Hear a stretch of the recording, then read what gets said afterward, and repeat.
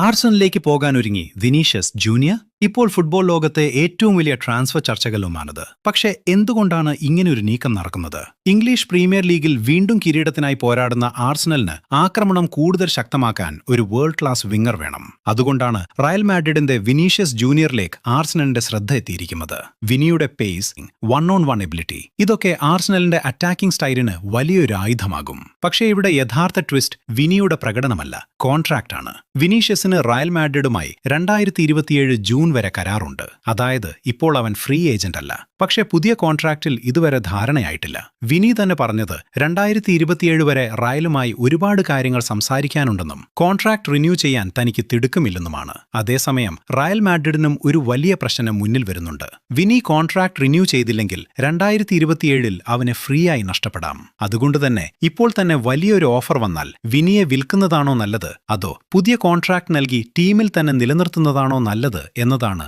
റയലിന്റെ ചോദ്യം. ഇതിനിടെ Real Madrid പുതിയ യുവതാരങ്ങളിലേക്ക് നോക്കുന്നതായുള്ള റിപ്പോർട്ടുകളും പുറത്തുവരുന്നുണ്ട്. അതോടെ വിനിയുടെ ഭാവിയെക്കുറിച്ചുള്ള ചർച്ചകൾ കൂടുതൽ ശക്തമായിരിക്കുകയാണ്. പക്ഷേ ഒരു കാര്യം കൂടി, വിനിയെ മാറ്റി നിർത്താൻ റയൽ മാഡ്രിഡിന് യഥാർത്ഥത്തിൽ താല്പര്യമുണ്ടോ? അത് ഉറപ്പില്ല. കാരണം കഴിഞ്ഞ സീസണിലും വിനി റയലിന്റെ പ്രധാന അറ്റാക്കിംഗ് പ്ലെയേഴ്സിൽ ഒരാളായിരുന്നു. അതുകൊണ്ട് ഇത് റിയൽ മാഡ്രിഡ് വിനിയെ ഒഴിവാക്കുന്നു എന്ന സിമ്പിൾ സ്റ്റോറിയല്ല. ഇതുകൊണ്ടാണ് ആഴ്സണൽ വിനി ജൂനിയർ എന്ന വലിയൊരു ട്രാൻസ്ഫർ പോസിബിലിറ്റി ഇപ്പോൾ ചർച്ചയാകുന്നത്. പക്ഷേ ഒന്നും ഫൈനലിലായിട്ടില്ല. വിനി ആർസണലിലേക്ക് പോകുമോ, അതോ ബെർണബ്യൂവിൽ തന്നെ തുടരുമോ? ട്രാൻസ്ഫർ മാർക്കറ്റ് ഇനിയും ചൂടുപിടിക്കാനിരിക്കുന്നതേയുള്ളൂ. അടുത്തത് എന്താണെന്ന് കണ്ടറിയാം.